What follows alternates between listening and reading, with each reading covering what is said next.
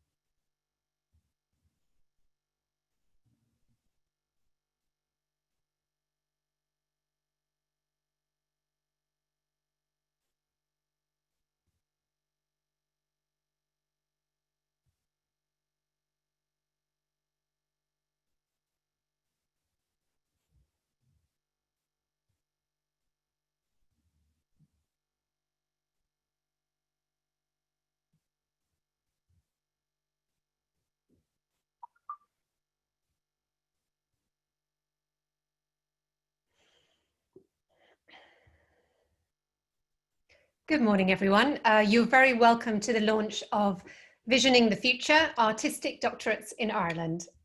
So we're really excited to launch this research project this morning.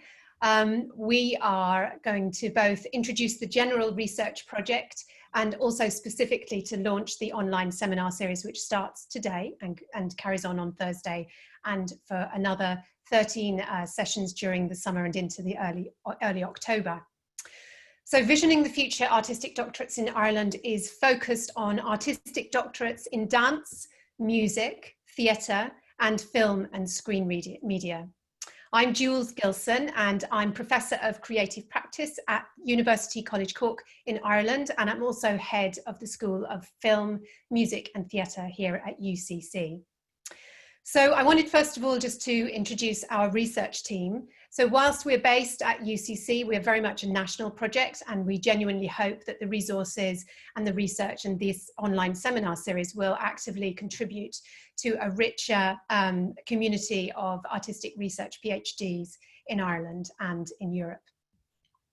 We have our postdoctoral research, Inés Bento Coelho, the three heads of department here at UCC. That's Barry Monaghan, head of film and screen media, Trianan Hio-Hoyne, who is head of music, Yvon Bonenfant, who is head of theatre, and our research assistant, Michael Ryan, who is actively behind the scenes here.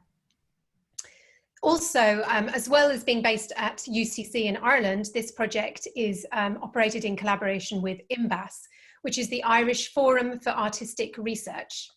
And IMBAS are hosting 2 sessions in September, one in early September, which is a general introduction to IMBAS, and another one in later September on the 22nd, which is one that's focused specifically on supports during the current COVID-19 emergency.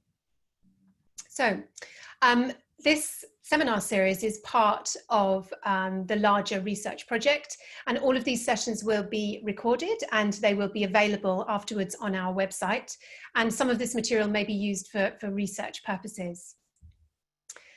So I wanted to say briefly just something about what's going to happen today. I'm giving just a very short general introduction. I'll pass over to Inés in a moment, and then we'll have, again, short introductions from the different disciplinary perspectives from our different heads and members of our research team. And then it's really a session that's for you and for the community of people who have come to this seminar today. So we're really interested in who you are, in why you've come here today, and we'd love to hear from you. So if in the chat section you'd be willing and interested to tell us your name and your affiliation, we would love that. Thank you. Okay, so Ireland has a population of nearly 5 million in 2020. We're a small European country, and currently we have 12 third-level institutions offering artistic research PhDs in dance, film, music, and theatre, and different combinations of those. This research project then is specifically focused on trying to find a way for our community to come together and to strengthen, and to focus that on perspectives from teachers, supervisors, students and examiners, and anyone else who's interested in policy and strategy within Ireland. We want to make connections across Europe and beyond, and we want to impact our national protocol and our strategy. We come at a really extraordinary moment. We are online because of the COVID-19 emergency, but that's also given us a great deal of opportunity, I think, to connect further afield and to understand the complex interweavings between the performing arts and film and screen media, which is at the heart of what we're interested in looking at.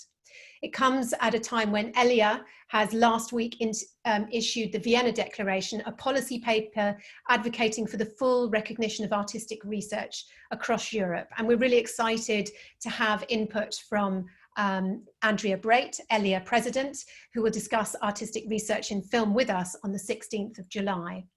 We also very much are connected and have sprung off from other research and projects that have completed recently or are in process, particularly the Artistic Doctorates in Europe programme, which was an Erasmus Plus programme led by Vida Migelo from Middlesex University. And Vida will be with us on the 11th of August to talk about that research project and doctoral provision in dance.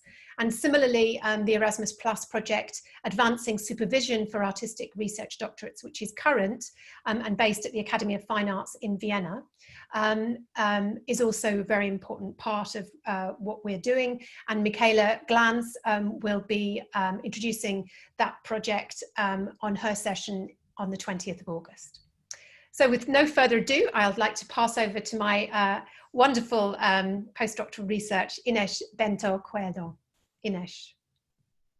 Good morning, everyone. It is fantastic to be here today with Jules Gilson, launching the Visioning the Future project and our online seminar series. My name is Ines. I'm a postdoctoral researcher, and I've got a practice-based PhD in visual arts and dance from the Glasgow School of Art. Today, I'm going to introduce the Visioning the Future project, its main three strands. We began in initial stages by looking at the PhD regulations and handbooks in departments delivering artistic doctorates in theatre, dance, music, film and screen media across Ireland to get a sense of an initial picture of the diverse range of practices in PhD provision taking place across the country. The project is now moving on to the second stage of exploring the field, and we will be doing that by having an online seminar series, which we are introducing here today, which is meant to be an open international affair. And in parallel, we will be running a series of interviews. So in this online seminar series, we want to find out and to explore what is happening in the wider European landscape. That will be what we will be exploring mostly in part one. Then we will turn our focus to what are the current challenges and the successful practices that are taking place in our context in Ireland, and that will be part two. In part three, we'll take input from the student body, and then finally we aim to close by exploring and finding out what do we need to do to move forward in terms of developing support for artistic research doctorates.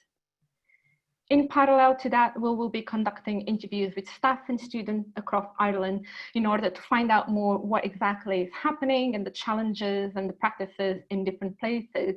So we'll be aiming to speak with heads of departments, supervisors, examiners, students in the later year of their studies. So if this happens to be you, please get in touch. We would like to hear from you. So these two strands, the online seminar series and the interviews, are aimed to inform the final stage of the project, which is the development of open educational resources, which will be available for supervisors, examiners, and students. And they aim to focus on how we might enhance the PhD provision in artistic doctorates in performing arts and film and screen media. They will be available online for everyone, anywhere on our website around December, January. So do keep an eye on the website and make use of them.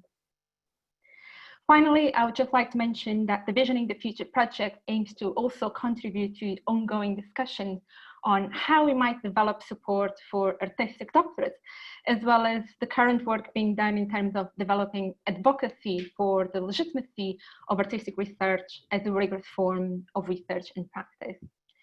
Now, I would also like to open the questions and answers. You've got a little button on your screen which says Q&A. And if there's anything you'd like to raise, a question, a concern, a topic you would like us to explore, feel free to go ahead and write us a note, and then we'll pull up these questions. Finally, I would like to pass on to Barry Monaghan, who is the head of film and screen media at University College Cork. Thank you. Barry, on to you. Thanks very much, Ines, and welcome to everybody, the participants from, I can see, quite a geographical spread, so it's great to have so many people interested in this dialogue, and we hope to learn as much from the dialogue as we might be able to give you in terms of information and our experience so far. In film and screen media, as the most recent department to join the school, we're very much learning, we're very much at an exciting stage in the process of embarking upon what this question is, how not necessarily a relationship can be formed between the ideas of creativity and the academic institution, because I would hope that every intellectual endeavor is creative in one way or another, but how discipline-specific creativity can in some way form a relationship with more traditional academic structures, more traditional academic ways of assessment and testing. And I suppose we are learning early on that it's sometimes a problem of language, that when we say thesis or dissertation, we mean something that makes a lot of sense in an academic context, in a traditional academic context, but that it isn't something that sits as well with various forms of creativity and creative practice. And that's something we're trying to get our heads around. Certainly, if we peel away what it is we do in film and screen media in a creative way and look at creativity as both a product and a process, we have two main options in quite a reductive way, but hopefully it's a useful starting point that we might unpack in discussion later. And that is fiction or non-fiction in terms of output, in terms of productivity and production. And for us, at least anyway, in initial discussions, we've found that where ideas reside is very different if you look at fictional making and non-fictional filmmaking.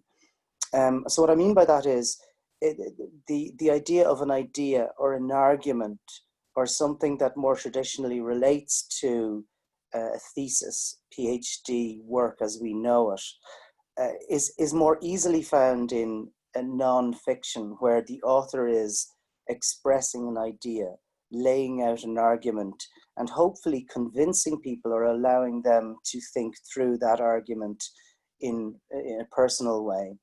The ideas and the sense of an argument are more, I would say, latently embedded in a fictional piece that might invite more flexibility of deconstruction or analysis or assessment. So that's our first kind of binary, our first question, and the first hurdle that I hope that in dialogue with many people who'll be participating, including those in other disciplines, might be able to guide us through or give us some inspiration on.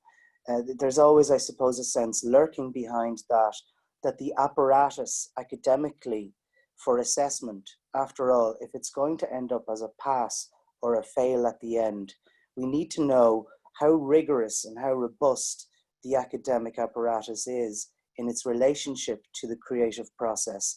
And this isn't to protect academia, this is to protect the very project that we're embarking upon here. If somebody is going to be deemed to have passed, horrible a word as that might be in application to the creative process, we need to know what that is, and we need to be able to justify it robustly and defend as much as traditionally PhD scholars defend their thesis. So the academic situation and personnel are now being asked to defend the reasoning, the rationale behind how they might adjudicate a creative piece that is expressing a set of ideas. So that's a general run around some of the ideas that we're looking at, and that we're really excited about getting into dialogue with people who probably by virtue of provenance and by virtue of the institutions that people are at the moment are already a decade or more into in terms of their exploration. Well, we're way behind you, but our ears and eyes are open, and we're quite excited about learning from you. So delighted to be involved in this, and really excited about participating in a dialogue with everybody else who is too. Thanks a million. Now I'm going to pass you over to Trina, who is head of the Department of Music, and good luck. Thank you, Barry. I just want to check that everybody can hear me. Thank you. So I'm Trina Nihachain, and I'm the head of the Department of Music here at UCC. And I suppose from within the discipline of music, I'm just very excited about this initiative. And I think that so much is going to come of this exploration, and particularly the methodology that is being employed by Ines and by Jules in this. So thank you for your work, and I really look forward to engaging in this process further. Within music, I suppose the most established form of creative practice research would be that of composition. And it's around a very long time, and we have a lot of experience of those sorts of doctorates. Because my own specialism is in oral tradition, in Irish traditional music, historical song composers, which of course continue to experience contemporary moments because their work lives in living traditions.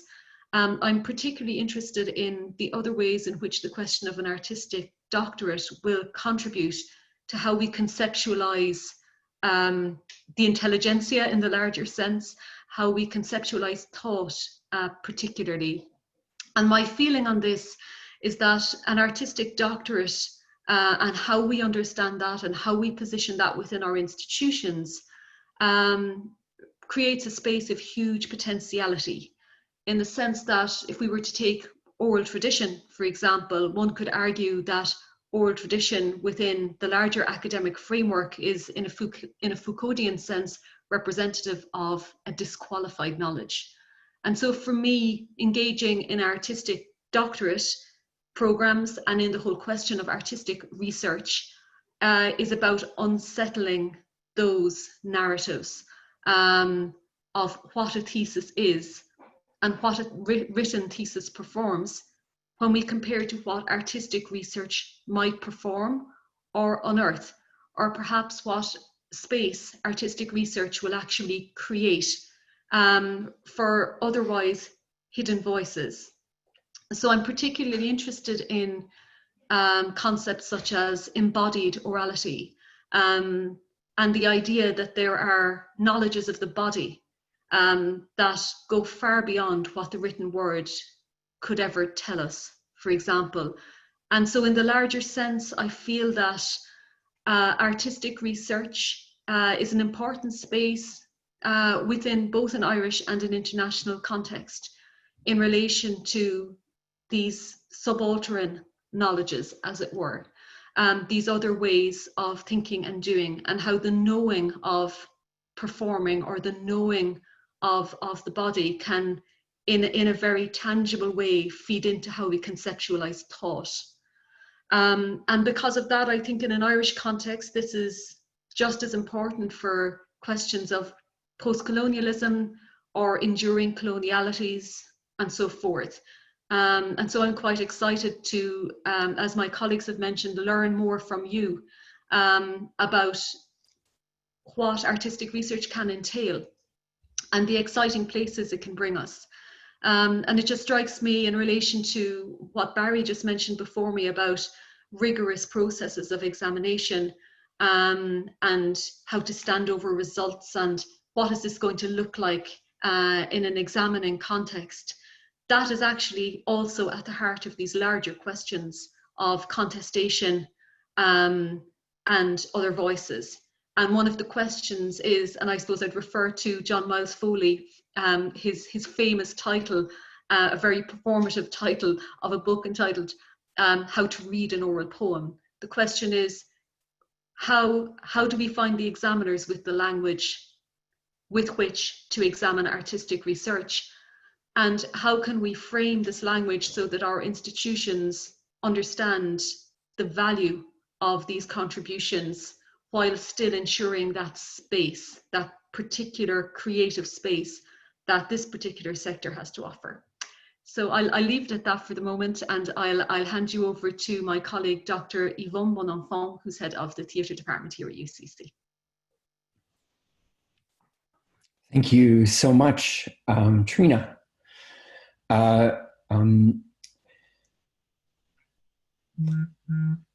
Theater has a really interesting and particular relationship with artistic research and research through practice. Theater is a historically maligned and disdained art form for a number of reasons, depending, of course, on what territory you come from, in the sense that there has tended to be a very strong divide between understanding theater as a source of knowledge and wider knowledge because of the contingency and ever-changing nature of performing bodies and what they mean and do. And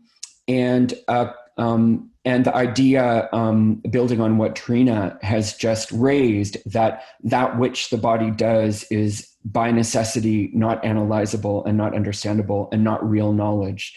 Now, of course, these questions have been addressed inside the methodologies that have emerged from many territories, and I'm going to speak about territories in a moment. But in different ways, and practice inclusive research processes are really important to militate for as a part of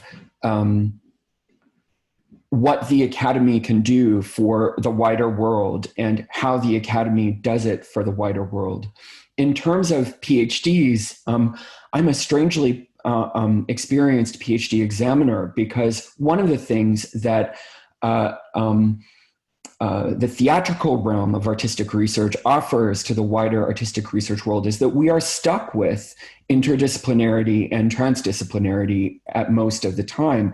And we're stuck with hybridizations. And that is as true of dance theater and dance as it is of theater itself.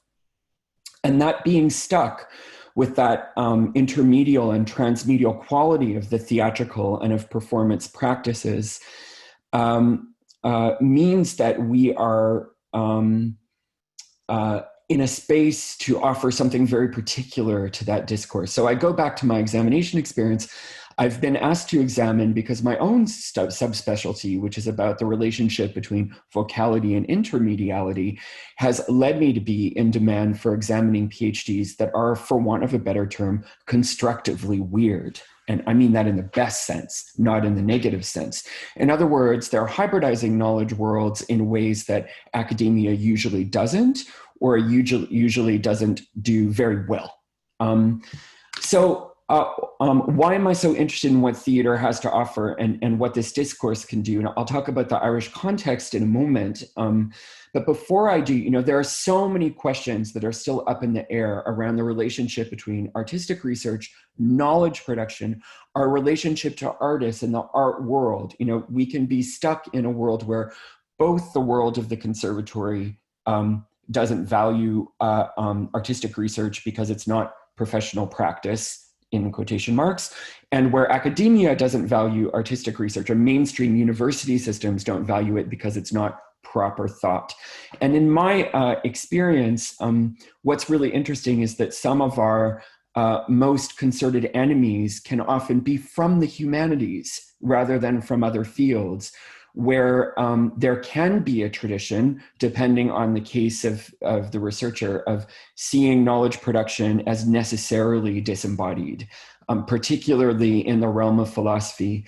What we saw for a long time in the theatrical realm was an ever-decreasing and dissolving sparring with established humanities disciplines that debated whether research through practice had unique qualities to offer to the wider theatrical knowledge sphere. I think in many territories that battle is completely over, and it's really exciting that that battle is completely over. Why does practice as research through performance matter? Why does artistic research through performance matter? I love citing two of the assertions of Patricia Levy, an American scholar of what she would call research through art. What particularly performative practice as research does so well is it can handle how meanings can be evoked rather than merely delineated and described in cold, non-vocalic terms. And it also can deal with yoking together really profound opposites and real complexities. Both of these qualities are really important to the contemporary world. They're super important to us understanding how we deal with the rate of change we're facing and the rate of social transition, hybridization and conflicts within and across world cultures, all of the performative aspects of politics that are that have been brought to the fore in recent years in so many ways. Theatrical approaches to artistic research and performance studies can really grapple with this multiplicity of meanings and try to braid together rivulets of meaning from their seemingly contradictory components. I like to quote Gertrude Stein when I think about practice as research and performance, some of whose politics were appalling, but in her own way, who was a really interesting aesthetic pioneer who, when asked by a journalist why her writing was so inscrutable, replied, "My writing is as clear as mud, but out of mud runs clear rivulets and streams of clear water." And I think that muddiness is what we have to offer to the research world, where so much can't be cut and dried. I'll stop there right now. So I'm very excited that this is taking place, and I'm very excited that we are working inside Irish culture, which has a lineage of relationship to performativity and resistance that is very particular, very interesting, and there's much to be developed in that area in terms of valuing that specific strand that can come to the fore, particularly when facing anti-colonial and decolonization dynamics. So, Jules also asked me to speak briefly about the European context. And so I'll speak about that for a second because I'm really interested and passionate in this. I've been involved with what was once where I was last working practice as research for a long time.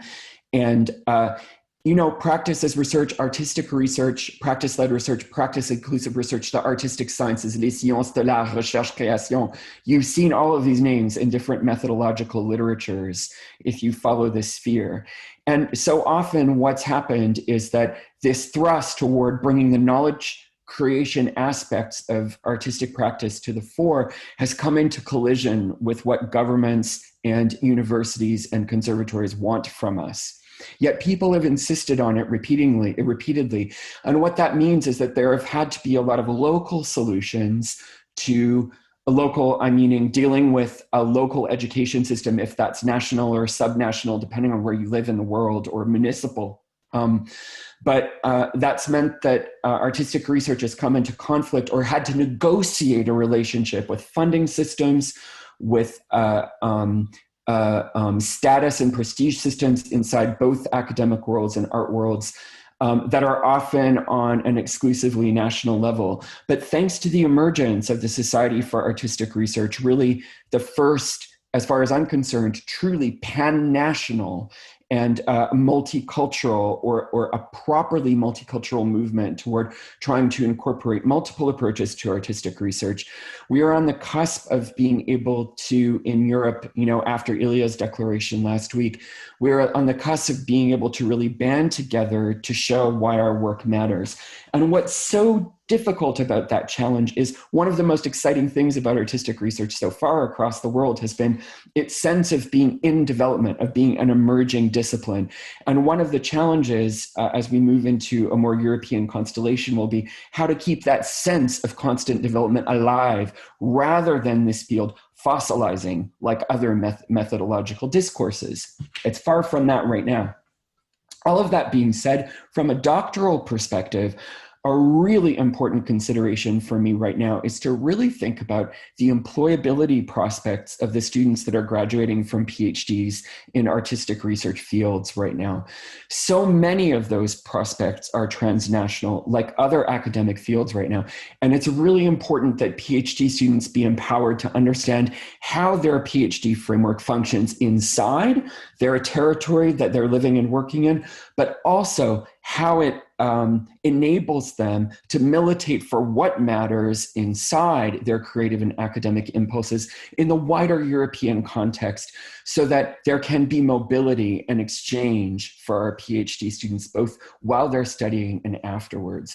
And it is, of course, completely worth recognizing the emerging funding streams that are coming from Horizon Europe, that are coming from some national research funding networks, the doubling of funding to Creative Europe, all of these attempts to revalue the artistic on a pan-European scale and to move what was once, when it was called practice as research in some countries, a movement that was happening a lot in the Anglosphere. But let's remember, of course, that movement in the Anglosphere was preceded by very strong movements in Finland, the country that pioneered artistic research doctorates outside of music composition, but that the wider European context for artistic research allows us to move outside of one linguistic thought world and really engage with what intercultural and trans-linguistic approaches have to offer the contingency or the incredibly vocalic contingent nature of knowledge creation. I'll stop there and pass over to my wonderful colleague, Professor Jules Gilson, who will take forward the question and answer. Thank you, Yvonne. Thank you for that lively presentation. And thank you also, colleagues Trina and Barry and Inesh. What we're going to do now is we're going to shift to speaking to you. And because we're just beginners at this technical system today, we're not going to do that live, as in people speaking. But once we get better at that, we might do that, hopefully next week. So right now, if you have questions, Inesh will be fielding those. And please do keep them coming. And we'll try and fit in as many as we can. So I'm going to pass over to Inesh, who's going to field those questions. Okay, so there is not much of a question, but more of a comment in terms of knowing how is it possible to know and understand the complexities of both assessment and methodological frameworks, as in this seems like a big question, it seems like one of the large topics for us to tackle on, but I guess it feeds on a little bit on some of our points on the challenges of assessment.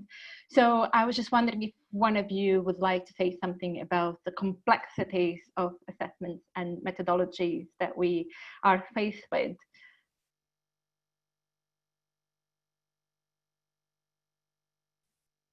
Inesh, I might just jump in there just with a very slight comment that in our earlier exploration of that idea exactly, it seems that there's both a moral and an ethical center in how you think through this. I mean, the first question is the extent to which it's, I wouldn't say legitimate, but all right to take a creative piece that in some ways might be incredibly subjectively riven and woven and created with a very emotional or profoundly connected to the self core. And forgive my inarticulate way of putting that. And to think that that is going to be put through some cold machinery that in some way adjudicates on its being okay to a certain standard is for me, and you know, as a moral question there at the center. And yet it's something that we have to agree to do. We have to find the language to do that. And we have to be assured that we're okay doing this. And I've heard amazingly complicated examples from external advisors on creative practice PhDs, which really touched upon this in a very problematic way and were very challenging. So I suppose that's the first kind of question. And the second is in relation to some kind of sense that ultimately it's the academic institution that needs a flexibility here to assure itself that the endorsement that it's giving, that's the endorsement that's being sought by the creative practitioner, is what is understood in the first place to be wanted, that this is what this person wants, and also that it facilitates, I suppose, whether it's in the background or the foreground, an approach to a different career path, perhaps, or an opening of another, whether that means becoming a third level teacher or a lecturer on the back of this qualification. So they're just the two ways. Again, apologies for the openness of that remark, but I'd like to hear what other people feel about that as well. Thanks. Thanks, Barry. Yvonne, Trina, did you have any comments that you wanted to mention about that? Yeah, I have a comment not directly related to Barry, so I can leave that if somebody else wants to pick up on the issue of assessment particularly. Yvonne, did you want to come back on assessment, or shall I pass to Trina? You need to unmute. Can you unmute? Yeah, sorry, I had accidentally covered my mute button with another window. Apologies to everyone there. Assessment is in my view, one of the endless and unending debates. And in the theatrical and dance realms and wider performance and interdisciplinary artistic doctorate realms, in areas I've been involved with, it's been an ongoing, at some points, battle, at some points, happy dialogue. And much of this is about institutional politics, and much of this is about who's asking the questions about whether a work is of quality and of PhD-able quality and what isn't. One of the frameworks that I personally like to apply to the question of quality and assessment of artistic doctorates is the thing that I really value from the scientific model of the doctorate is the notion that a doctorate is a place to experiment. What the touchy issues that brings up is when we experiment artistically, the aesthetic product can be very disappointing for us and very displeasing from a taste perspective to a spectator. So finding ways to value the work of experimentation that values both the highly successful and the failed experiments within assessment, artistic experiments, is one of the great challenges and one of the wonderful pieces of fun, because it requires examiners and thinkers to use their artistic improvisatory capacity to question what they actually value about an aesthetic product and to question the Foucauldian values that police taste. That's my view. Thank you, Yvonne. Trina, did you want to come back on this or something? Yeah, so this is, you know, maybe related in a sort of in a client kind of way. So I think that when it comes to assessment, there is actually, and I'm going to refer to Foucault again, just because I'm copying Yvonne, but you know, there is a question of diversity of subjectivities in the question of assessment. And I suppose I just wanted to raise that. So I suppose it might be more common in artistic research for people to expect, you know, a strong sense of a distinctly Western, modern, individualized expression of subjectivity, or people might not expect that, but maybe it is more common. And so when you come to artistic practices that maybe push the bounds of how we understand modern subjectivity, I think that that poses a challenge for us in our methodology. And I've been thinking about this a lot lately, and I think for this reason, I think that, say, for example, an artistic doctorate in traditional arts, it's quite likely that that would be inherently collaborative rather than highly individualized in lots of ways. So this might mean, for example, that there is a fieldwork element or a collaborative community-based element that's feeding into the students' understanding of their own creative practice, but at the same time sort of defying what we understand as individual in a modern sense. And because of that, I could see methodologies being developed for doctorates in the traditional arts that might look a bit different or might have different criteria applied to them when it comes to examining. And so I'm not actually, unfortunately, offering any tangible solution to this. I'm just asking some of the questions myself, essentially. But that would be my concern, is this contested and contestable space and the issue of these kind of diverse subjectivities, following on from what Yvonne was saying about different linguistic knowledges and the experiential knowledge of different languages and different cultures. To me, I think that's going to pose challenges, but I actually believe that there will be a solution to all of these things that will ultimately enrich how we understand thought in the wider sense. And it's for this reason that I actually think that artistic research, if we understand it as within the humanities, has perhaps the most potential to actually intervene and introduce not just avant-garde, but other newnesses as well, maybe older newnesses, for example, if that makes any sense. It does. Thank you, Trina. Barry had a quick comment, and you need to unmute. Oh, no. Just very quickly, I was thinking, since Foucault has been mentioned twice, I have to throw in a little vote for Susan Sontag's 1964 essay, Notes on Camp. It's not an essay, it's a series of thoughts, which is exactly about this question of how you come to value a piece of art, which pushes out the boundaries of the way we think about valuing creative practice and creativity. Thanks, Barry. Ines. There is a question which follows up a little bit on what Yvonne has been saying on the doctorate as a place for experiment. So expanding a little bit more on that. And there's also a comment on how it should be possible to make bad work that is good research. So the question is there perhaps not a divide with how institutions think of art versus what art as research is set out to do? So is this dissonance that we keep facing ourselves with as experimenting, making bad art, but making good research, and how institutions look at that divide? Or whether we might assume that that divide is there because that comes with a sense of embodied knowledge for us as practitioners. So these are kind of two questions that are in the air. Yvonne, maybe you'd like to pick up on that and expand on what you were saying earlier. So this is a really interesting conundrum, and I think it's one that academia negotiates with the value systems of artistic practice regularly, and vice versa.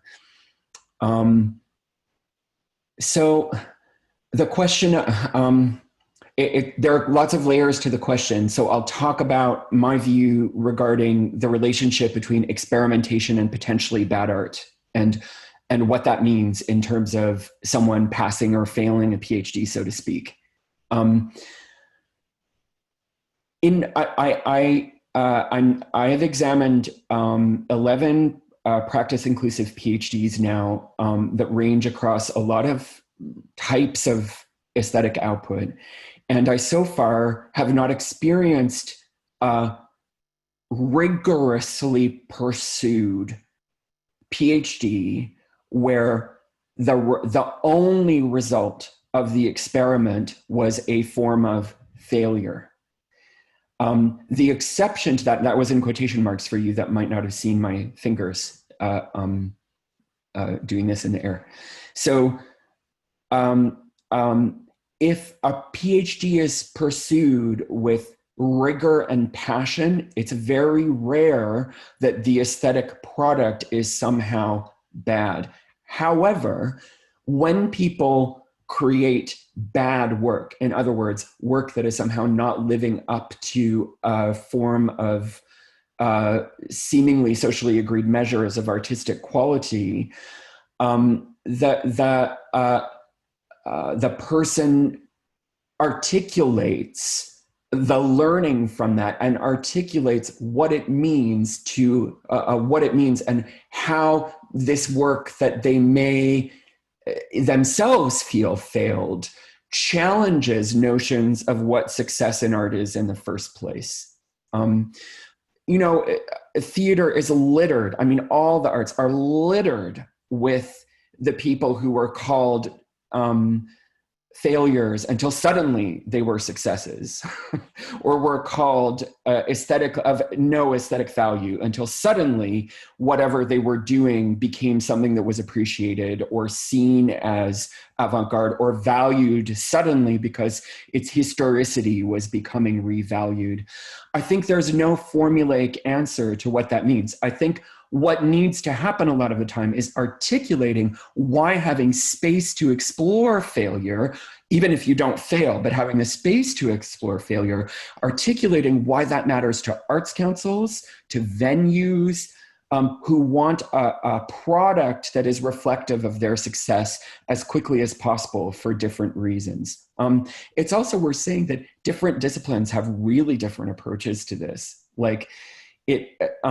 And the performative disciplines have a very strange relationship with failure, a different kind of relationship, sometimes than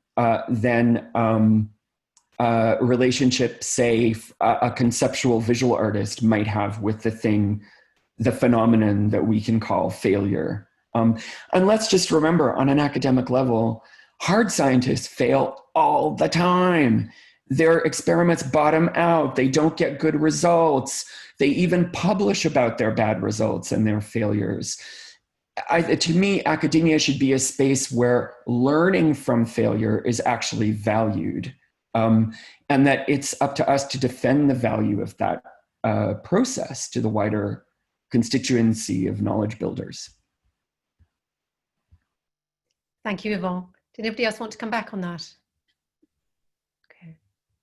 It's a really interesting question, and I particularly take from the discussion here something potentially about the context of Ireland, which is quite distinctive, which may be that interweaving of neunesses, as you speak about, Triana, that combine both contemporary experimental practices, but also traditional arts and the ways in which they challenge what should be or what shouldn't be within the academy, and that how that might make itself felt within the artistic doctorate is really compelling, I feel.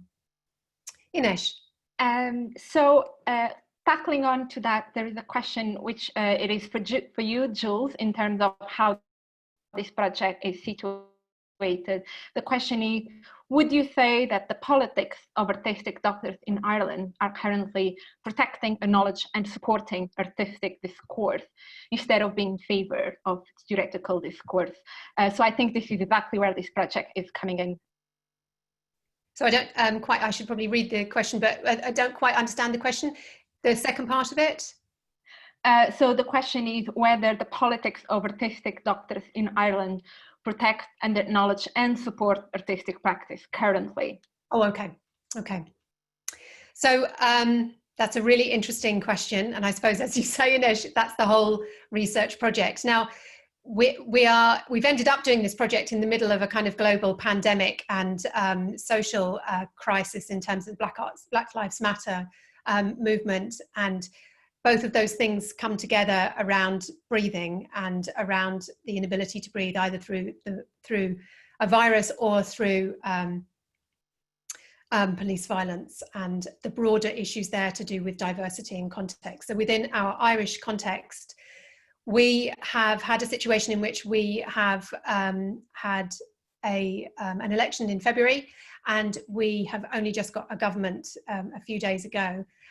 We have a much longer history within Ireland of colonial history and a challenge in terms of our relationship with the North and what that means for kind of contemporary politics. So I think the particular context in terms of the Artistic Doctorate relates to the Irish context in a way that Ireland punches above its weight often within the professional fields of artistic practice. And very often there have been a history of artists within the academy, if we're looking back 20, 30 years. And often that's been poets, which is beyond the remit of this particular research project, but a very important part of the artistic research doctorate landscape, but also music. And so there is a generosity around having artists within the academy, and a curiosity that I think is distinctly different to some other jurisdiction, and notably possibly the UK. And so whilst the arts have been powerfully affected above many other disciplines, other kind of areas of public life through the COVID-19 pandemic, there is also particular sensitivity and understanding and curiosity about it.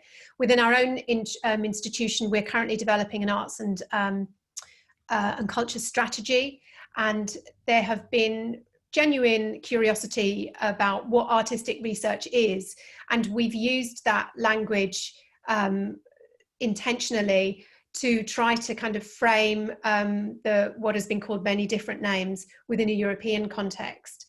And that's both strategic and interested in developing a distinctive version for Ireland. Did Trina or Barry, did you want to come in on that in terms of the distinctiveness of Ireland and the contemporary political situation in relation to the Artistic Doctorate? Trina? Yeah, I suppose I won't make too many pronouncements on contemporary politics, lest I run away with myself within this forum. However, I think in relation to the overall scene, I think that I would agree with Jules that there is a real sense of value around the arts in Ireland. And I think that even on a government level, it's often, you know, part of an outward performance of Irishness in a very fundamental way, even when you get to kind of quite bureaucratic decisions and so forth. The discourse of artistry, and of course this is not an uncomplicated discourse within colonial history more generally, is still very much attached to how Ireland presents itself to the world. And we see with you know, artistic funding and so forth, that the traditional arts, which Jules referred to, are valued highly. And one of the things that I think is distinctive is that there is a particular value around community-based and regional practices. And so, for example, regional styles of traditional music and dance, even though unfortunately regional styles of dance are receding extremely rapidly and are in danger of disappearing entirely in many places, that regionality is highly valued. And I think that's something that will be very useful in this context, because that discourse is already there. So you have these kind of different regional expressions, and their differences valued. And I think that that is important. What I'm interested in relation to a larger political context is how this will feed into a larger conceptualization of diasporic arts within Ireland. So for new communities in Ireland, for example, one of my own students did collaborative work with Lithuanian singers in North Cork, for example, who practice an oral tradition. I think that in a political sense, that is a very important space. And so we'll see how that that develops, but I would be hopeful that that will develop over the coming years.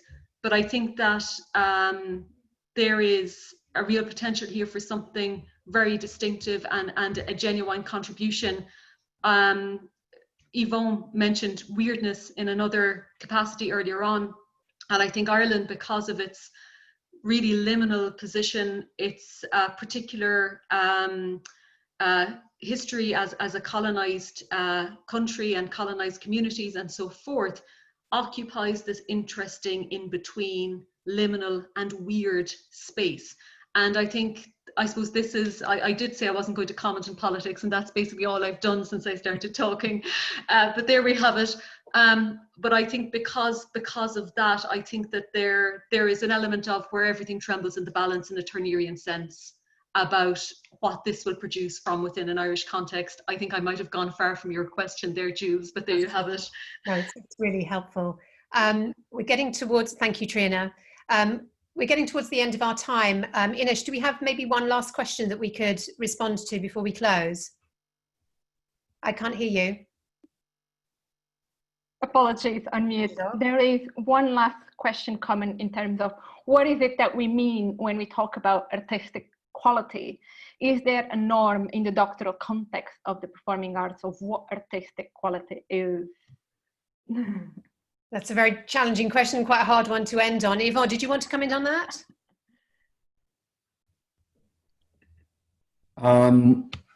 There is no definition of artistic quality, according to me. There's no definition that everyone can agree on of what artistic quality is. And certainly across disciplines or in transmedial work, like most theater is, and like most dance is that is examined in a live format,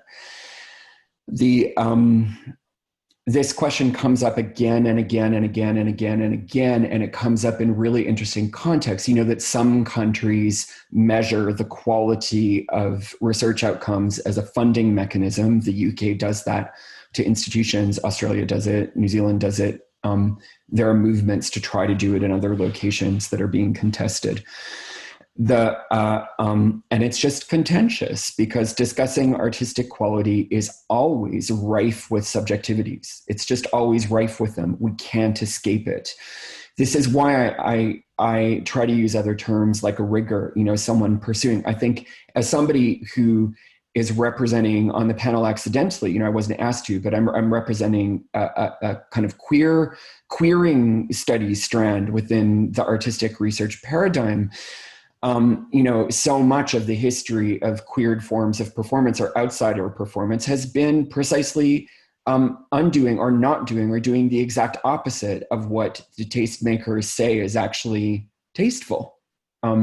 So it's a really interesting set of questions, and there's no clear answer to it until one arrives at examination point. And I think that's where it's really important for examiners to be and supervisors to be simultaneously rigorous, generous, and experimental in what they're doing. And that's just really hard. It's really hard, but it's also what makes what we do a lot more fun than a lot of other disciplines. Thank you, Yvonne. Okay, everyone, I'm going to round up. So thank you to my panelists here, and thank you very much, all attendees. We have people from Australia, from Singapore, from Europe, and we really appreciate you coming. Please come again on Thursday. Most weeks the seminar is on a Thursday, with the odd Tuesday. This is one of those weeks. So we have Paolo de Assis coming on Thursday, who's going to speak specifically about artistic research in music. Trina will be chairing that session, and we look forward very much to seeing you then. I would also point you to our website, artisticdoctoratesireland.com, and we'll be posting regular updates there. Thank you very much. Bye-bye.